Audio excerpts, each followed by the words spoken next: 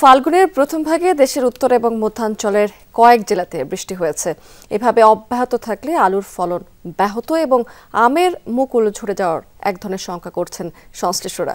সকাল থেকে দফায় দফায় মুষলধারে বর্ষণ হয়েছে রংপুরে, সাথে থেমে থেমে বজ্রপাতের গর্জন।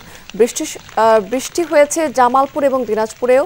বৃষ্টির কারণে কাজ না করেই জমি থেকে ফিরতে হয়েছে অনেক কৃষককে।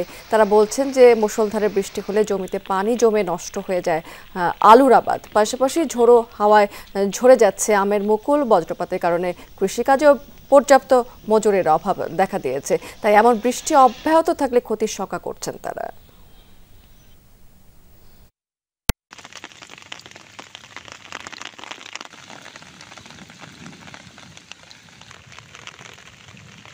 আর কাজ করে গেছি না, কাজ করতে পানি এসেছে, পানির জন্য কাজ করতে পারলাম না।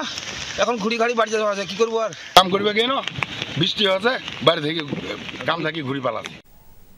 দর্শক, এই বিষয়ে একটু বিস্তারিত তথ্য জানতে আমরা একটু যেতে চাই রংপুরে। সেখান থেকে যুক্ত আছেন আমাদের সহকর্মী সরকার মাঝারুল মান্নান। মাঝার, রাজধানীতে আসলে গতকালকে থেকে বৃষ্টি হচ্ছে, এখানে কি অবস্থা দেখতে পাচ্ছেন এবং এই যে বৃষ্টি, এর প্রভাব আসলে কৃষিতে কেমন পড়তে পারে?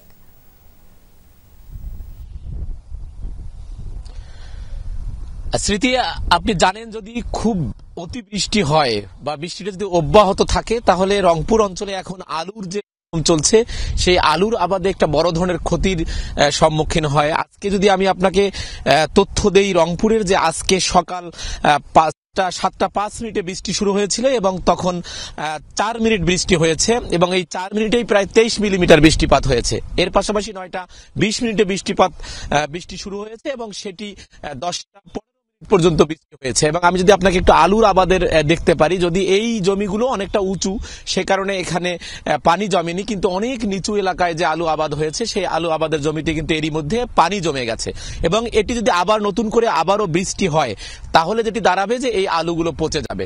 তবে আরেকটা আশারও বিষয় আছে, সেটি হচ্ছে যে বোরোর যে আবাদ আছে সেই বোরোর আবাদের চাষিদের মধ্যে মুখে কিন্তু হাসি ফুটেছে, কারণ এই পানিটা কারণে তাদের আর নতুন করে টাকা দিয়ে অর্থ খরচা করে আর তাদের কিন্তু পানি অন্তত 4-5 দিন দিতে হবে না।